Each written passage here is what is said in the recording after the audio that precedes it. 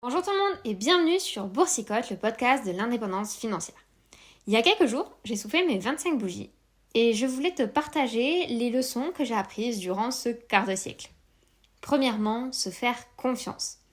J'ai fait beaucoup de choses dans ma vie et notamment j'ai exercé en pays en guerre et voyagé dans certains endroits pas très touristiques toute seule. Ces expériences m'ont fait grandir, mais surtout elles m'ont appris à faire confiance à ma petite voix.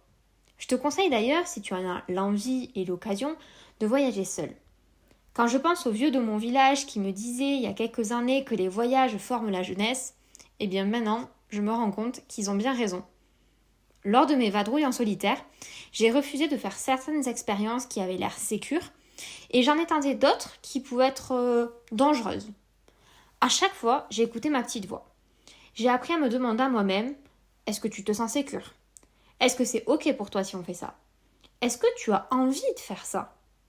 Ça peut paraître des conseils très bateaux, tout droit sortis de livres sur le développement personnel, mais personnellement, les situations que j'ai mal vécues sont toujours celles où je me suis forcée pour faire plaisir à X ou Y.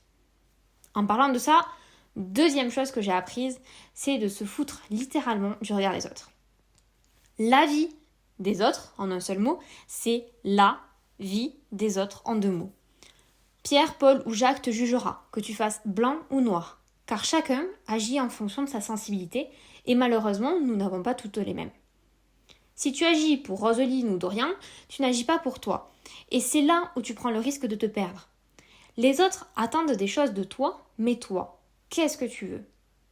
Tu viens d'une famille bourgeoise et tu veux finir agricultrice ?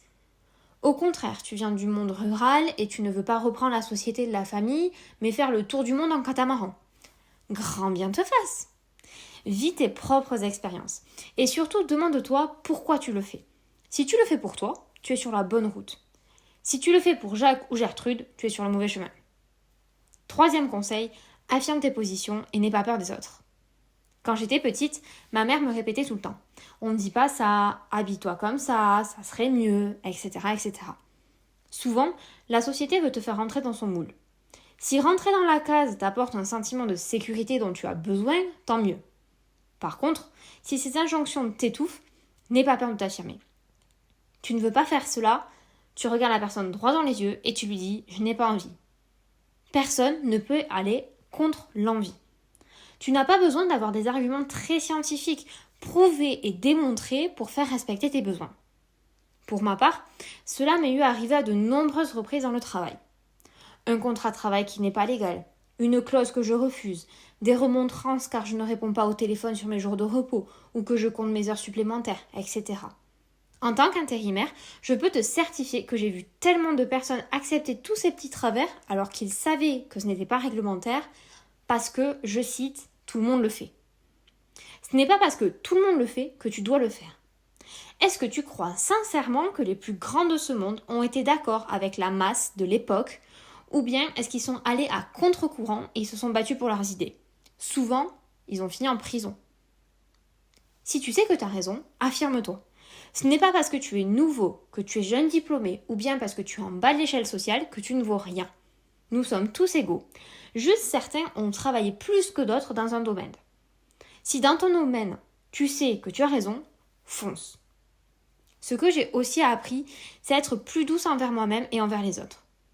Souvent, l'être envers les autres est plus facile qu'envers nous-mêmes, alors que les autres, eux, sont de passage. Tu m'entends souvent dire ici que tu dois prendre soin de toi, parce que si tu ne le fais pas, personne ne le fera pour toi. Pourquoi je te dis ça ? Parce que j'ai beau avoir 25 ans, j'ai déjà connu le burn-out. Tu crois que c'est ma hiérarchie qui m'a aidé à remonter la pente ?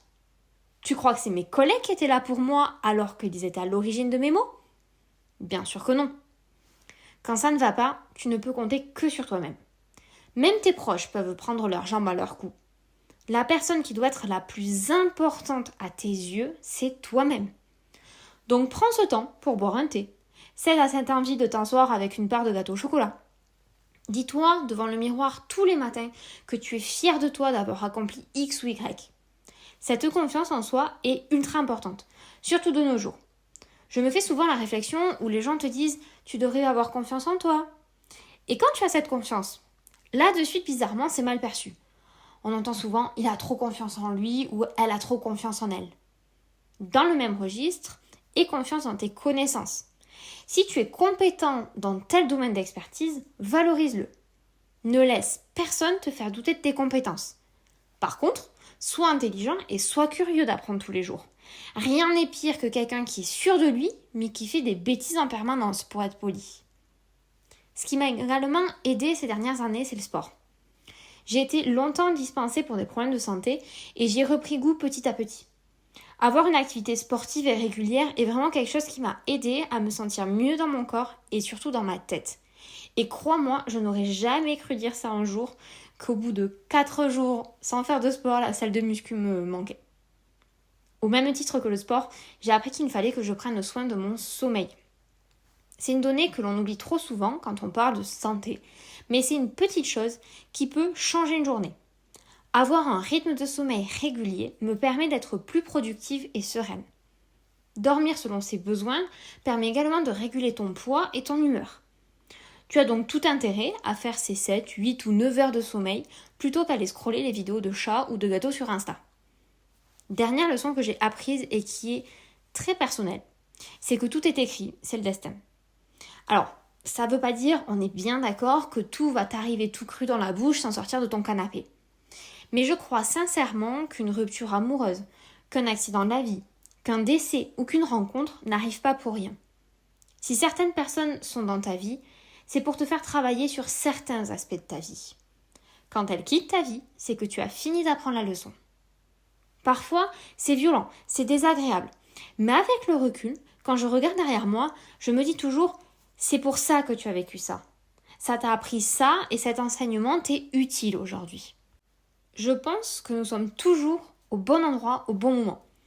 Et toi, tu es au bon endroit pour apprendre l'éducation financière gratuitement et pour développer ton mindset. Tu es sur Boursicotte. Cet épisode est terminé. Si tu veux en apprendre davantage, je te retrouve de suite pour un autre audio ou lundi prochain pour un nouvel épisode. D'ici là, je te fais de gros bisous. N'hésite pas à liker et ou à mettre 5 étoiles et un commentaire. Et moi, je te fais des bisous. Je te souhaite une belle rentrée si tu commences cette semaine et à la semaine prochaine.